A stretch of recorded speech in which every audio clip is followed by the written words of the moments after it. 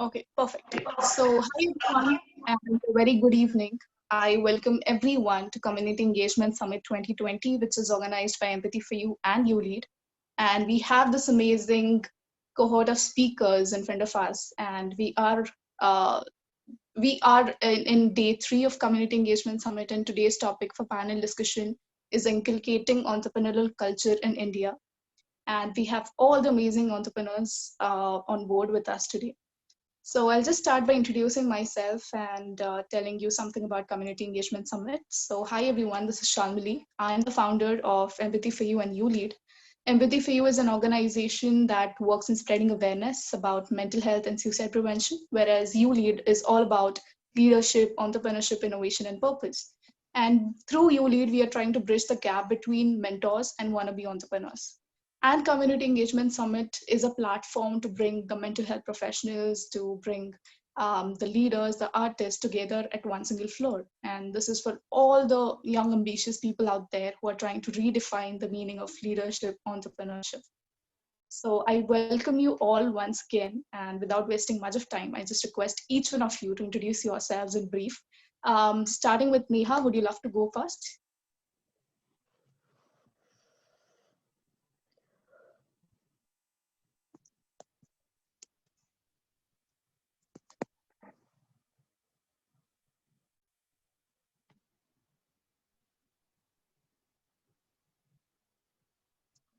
I think Neha is not audible.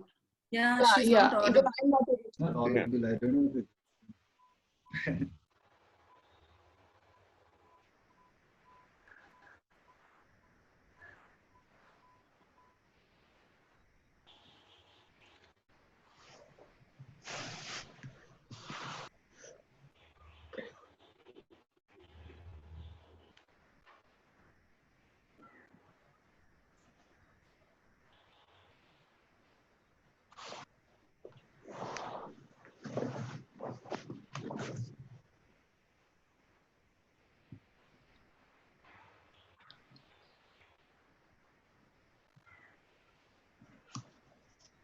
Can you say something so that we'll understand? Yeah, maybe No. just try refreshing the link. This happens quite a few times. Yeah. Yeah. No, it's still not audible. No. Can you just leave and rejoin once again?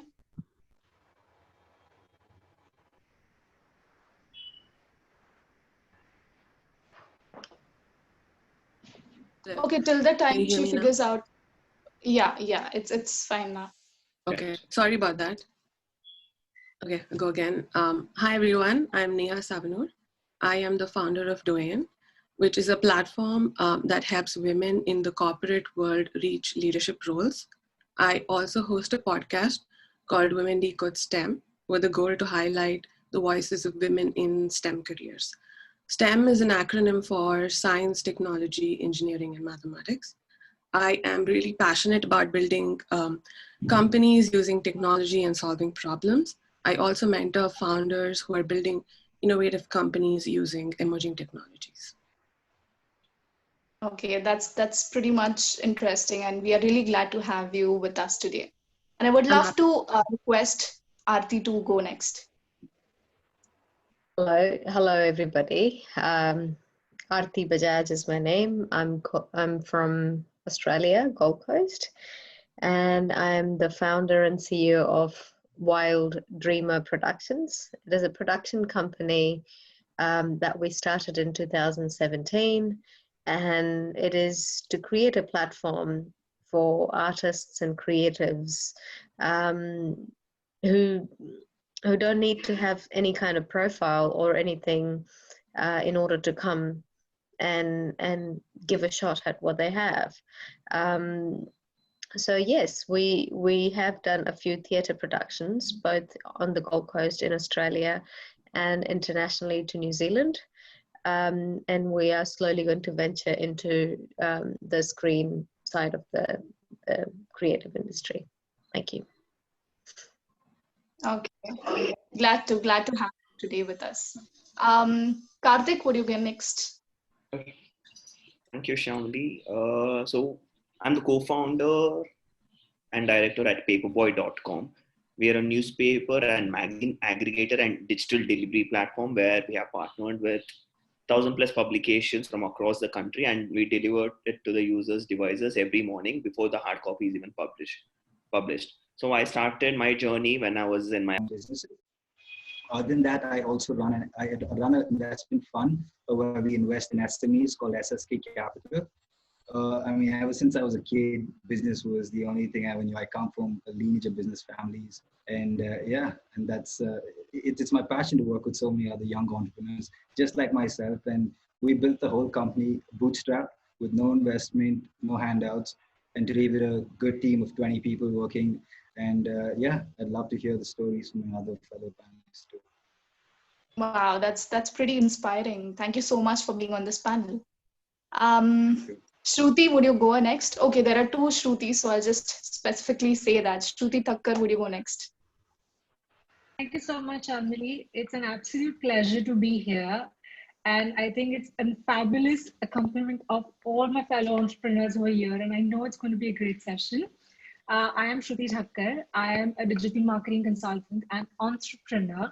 And now the new hat that I've worn is the trainer. So my company, The Design Club, has been around for 4.5 years, and we've worked with a lot of clients, about 50, 60 clients that we've worked in this tenure. But what's the part that's really worked the best for us is the duration that we'll end up working with our clients. It's at least 2 years. And that's something that's worked really strongly for us. And then, of course, the recommendation to get us more clients. The newest thing that we've started in the lockdown. It's a perfect alternative for plastic. So our motto basically is scrap to fab, best out of waste kind of thing. So this is our little sustainable venture that we started just 4 months ago in the lockdown. I'm very...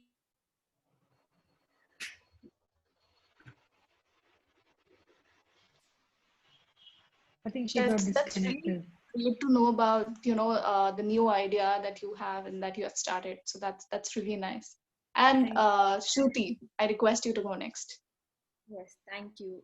So I'm Shruti. I'm the founder of Bake 11. So we're a baking kit company where we provide all the pre-measured ingredients for home bakers or anybody to just bake at home. So we do delivery and it goes right directly to their doorstep. And I'm also actually the co-founder of Paperboy. Karthik there is my brother. And I'm here to discuss both. Okay, that's great. And yeah, so without wasting more time, I would dive directly into the questions. And my first question is, I would love Aarti to answer this.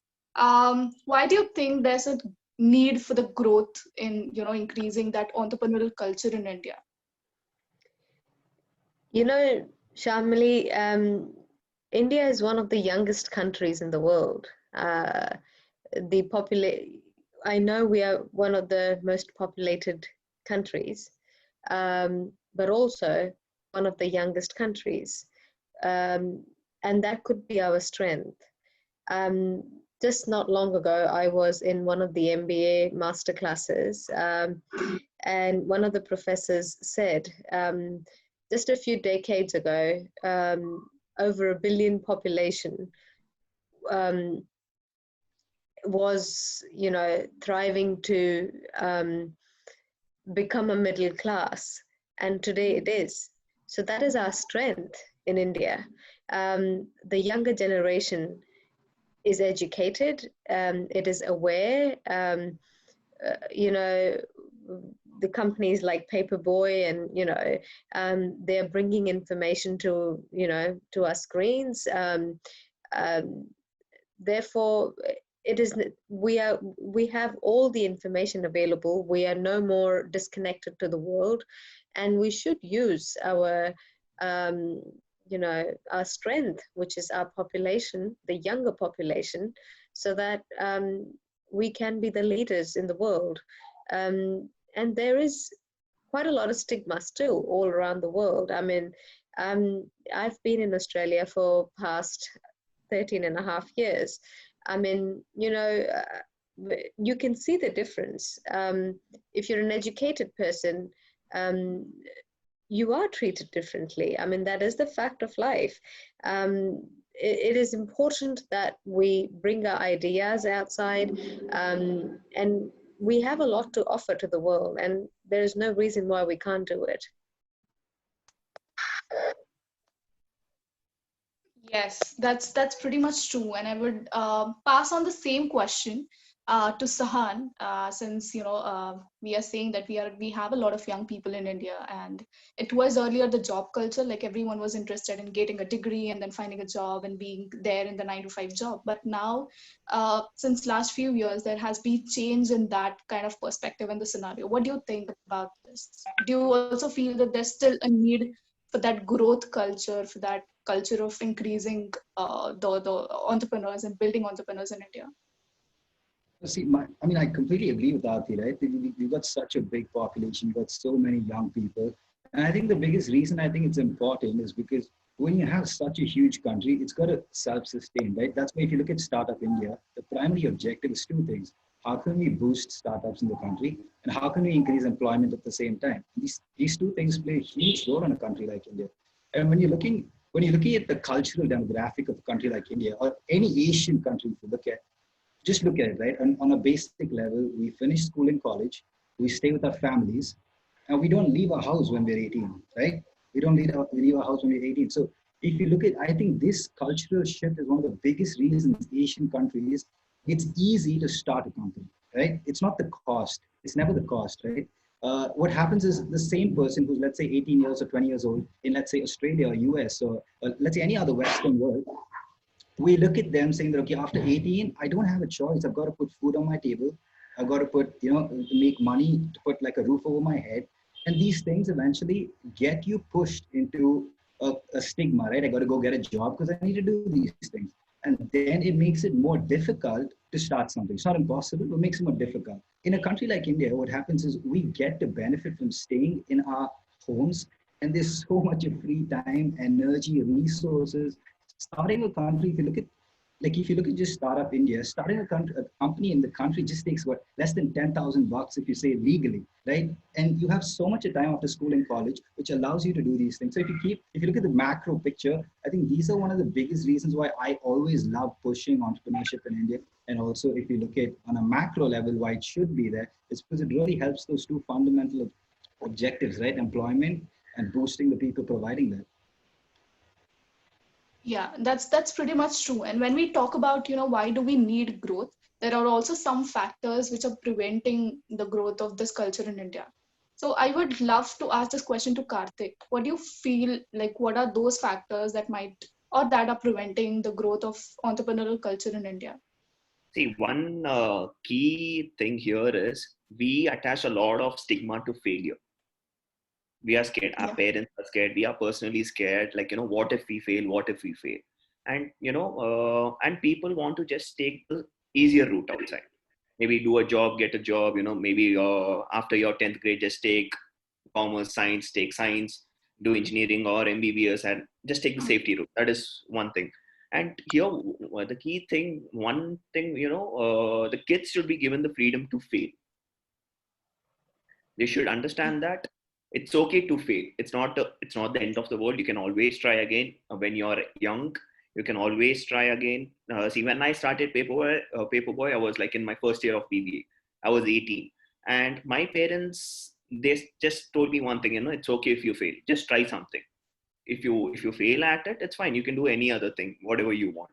But giving that particular thought in mind made me fearless, and I went on doing what I wanted to. And thank God it turned out okay for me. So that is one main thing. I would say freedom to fail should be more highlighted, and it should be normalized. Failing should be normalized. I think that is one thing which I know is essential here. I personally think the reason. Look, I'm a parent of 2 kids, and I'm a mother of 2 kids. And if I was in India, no matter how much I would call myself so-called modern thinker, contemporary thinker, I would still be worried about my kids if they took a innovative, even though I'm a creative and I have a medical degree and a So I'm a medical professional as well as an artist. I would be very worried if my kids took an alternative way, or if they did, you know, it's okay to fail. It's okay to fail, but it's probably not so okay to fail in India. And there's a reason why. If you failed in Australia, government will look after you. You know, there's a lot of support system here. You would never sleep without food. You would always be looked after. If you did not save for tomorrow, and if you happen to have one of the incurable, you know, terminal, if you get terminally ill, or if you have cancer or whatever, you'd be looked after. You know, no matter how expensive the treatment is, you'll be looked after. Your kids, if they go to public school, they will have equally or even better schooling than a private school. The normal parks and training areas that normal human beings can go to are much better or equally equipped as Commonwealth or Olympic game platforms. So there is a freedom to fail in countries like, you know, the first Australia or any other countries. Whereas in India, success is not because the parents want it. It is the need. We don't have a sustainable system, which is starting from the government, that you have the right to fail or you have the liberty to fail. That's what I think. So the first thing where it needs to start is, if we want to change the norm, or if we want to make failure as a normal thing, we'll have to start right from the scratch, which is the government. Yeah. Hey, Shah. Yeah, and that's pretty much true. I also feel that it is the you know, the main difference between the country which is developed and the country which is developing. And this itself takes me to the next question. Like, as we're talking about some governmental policies and everything, so when it comes to startups, or when it comes to entrepreneurship culture, there's a scheme started by Indian government which is called as Startup India. So I would love to ask this question to Shruti Thakkar. What do you think? Like, is this scheme effective for the entrepreneurs who are just starting, or for the students who still have an idea, who want to convert it into a concept, a prototype? Do you feel that the scheme is effective? Thank you for the question. Basically, I would like to break this up into two parts. A lot of entrepreneurs who start off usually start off by not treating it as a proper business, and start off, you know, for the first few years doing it as a sidekick or a hobby. And that's why a lot of times they're not even aware, or they don't take the initiative to be aware of what's the government that's offering. And then they tend to lose out on these benefits. So that's the one primary thing is, if you're starting something new, if you are taking a plunge, do it right. Yes, you may need to keep your main gig, but treat this like your main thing that you're working on, and your job is a sidekick, because this is what you're looking to sustain. So ensure the governmental policies or everything is being researched. So that's one thing. B is, in theory, what the government is offering, it looks really amazing. And if it were to be applied, it'll be fabulous. But one thing that goes generally when we think of our government is bureaucracy and a lot of documentation and a lot of running around. Now, when someone's starting the company, there's a lot of running around as it is, because more often than not, it's a solo entrepreneur role, pretty much doing everything. So in that kind of a scenario, if you have to run around to even get these details in place, it's going to make it trickier to actually facilitate it. So if the government can deliver it in a simplified way, and it can actually, the entrepreneurs can actually get tangible benefits, I think it's a fabulous benefit of the scheme that people can get. But one thing, like I said, awareness from the entrepreneur standpoint that there is something like that, and support from the government in terms of ease to get the benefits so that the entrepreneurs can benefit. So that's yes, that's pretty much true. Like, I love the first point of how, you know, already established entrepreneurs or who are already having a business need to kind of make an effect or impact on the entrepreneurs who are budding or who want to be entrepreneurs. And this takes me to the next question. Like, when I started Empathy for You when I was 19, I usually felt that I had no mentor or that kind of support or guidance to go to something and to go to someone and ask for, you know, guidance and support. So I feel that there's a bridge. I feel that there's a gap between the mentors and the wannabe entrepreneurs.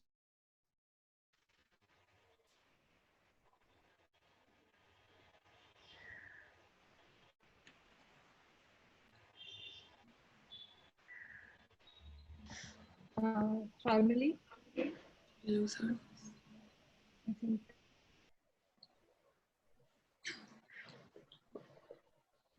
Shruti, are I you able think to we hear me? just lost you for a bit, Shamili. Shamini, you were breaking up. So, Okay. I'm sorry. I'll just repeat the question here. So I was saying that when I started Empathy for You when I was 19, I had kind of no one to kind of be as a mentor to support and to provide the guidance. And I feel the condition is pretty much same in India because we don't have those mentors and that connection between mentors and wannabe entrepreneurs. So my question was to Shruti Johna, like how can we bridge this gap between the mentors and the wannabe entrepreneurs? And when Karthik and I were thinking about Paperboy and when he was starting it, I was applying for my master's back then. And I had a complete different career path planned out. But then Paperboy happened and it was taking off very well. But then I was actually in London doing my other course. So at that time, what I ensured to do was to attend a lot of networking events, which was capable over there because every weekend we used to have a networking event in the school where we used to meet all the important people there and we're given the freedom to collect information from them and keep connect with them throughout, like after coming back to India and so on and so forth. And in Bangalore here, I attended CMS, which is a business school. I did not have that networking event that was going on, which would have been better if it was inculcated before, so that it would have been easier for me to connect to the local, the mentors and guides who were there. So since a lot of them start thinking about, I mean, if you're talking about millennials and such, they start planning their businesses and such when they're in school or college, and giving them an opportunity to network within their known contacts, or even that opening the communication saying you can come to us, we can give you the guidance or at least connect you to the right people, would have been a better opportunity. So maybe again, when coming to colleges and such, providing them with an opportunity to, like, the right networking events and the spaces, pushing forward more events as such would be helpful.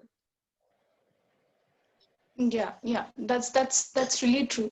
And I want to pass on the same question to Anusha, but before that, I'm just going to end this meeting and we'll have to join again using the same link that becomes pretty much visible when it comes to editing purpose. So I just request everyone to leave the meeting and join again with the same link.